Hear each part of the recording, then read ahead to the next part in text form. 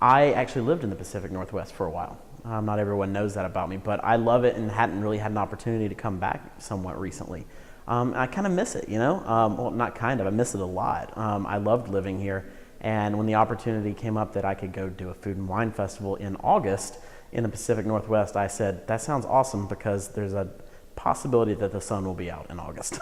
So I'll go check it out.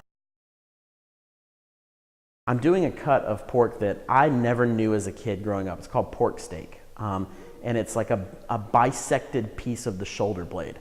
And I only found out about it when I was visiting in the Midwest. And I was promised a steak dinner. And I was like, oh, great, I love steak. And then this is what I got. And it turned out that it was amazing. And so I kind of have since then really embraced it and wanted to play around with it a bit more. And so tomorrow I'm doing a version of this that I put together recently for this summer for like cookouts at your house. Something that's a little bit more fun. And there's two dishes that go together. One is a roasted corn and one is this pork steak. And they cook at the same time on the same piece of equipment on your grill so that they can come off simultaneously. So it's built around you being able to take this home and actually replicate it. My all-time favorite pork dish is barbecue, is like traditional Georgia-style barbecue, which I love. Beyond love, I'm obsessed with it actually. That's in all fairness. And yeah, I'd probably eat it every day for the rest of my life if I could.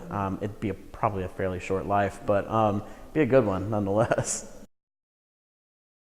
I love pork because it's the most universal meat that's out there, really. I find that it has the ability to be like the star of the show. It can also be the backdrop. It can play so many different roles, and you just simply don't see that in other meat proteins. But I think more than anything, my love of it doesn't come from its universal sort of appeal. It comes from the fact that I grew up eating it. I mean, tried and true Southerners, that's kind of on the dinner table all the time. And it might not be a big piece of pork, but it finds its way into so many dishes that you grow up with just this sense of its importance in your daily diet and in the food that you cook and the traditions of the region. And so, I kind of love the storytelling behind it as much as I do anything.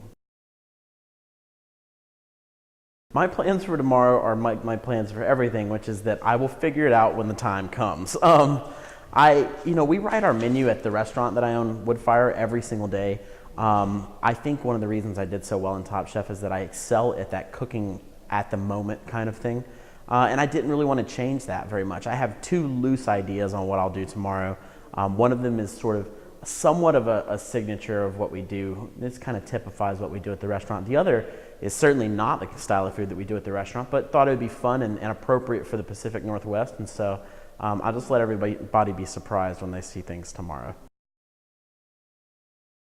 I don't know if I have a competitive edge. I mean, I think that if anything, you could say home field advantage maybe. Part of me wants to win because I am extremely competitive. Part of me doesn't want to be run out of town for winning though. So I'm kind of okay with whatever result we end up with as long as we have a good time doing it. I think it's going to be a lot of fun. I think maybe I'm a little bit more accustomed to cooking in front of people, like under that pressure, under that time limit, maybe. But at the same time, it'll be interesting to see how it sort of plays out for both of us. I'm Kevin Gillespie of Woodfire Grill in Atlanta, Georgia, and I hope to see you tomorrow here in Gig Harbor.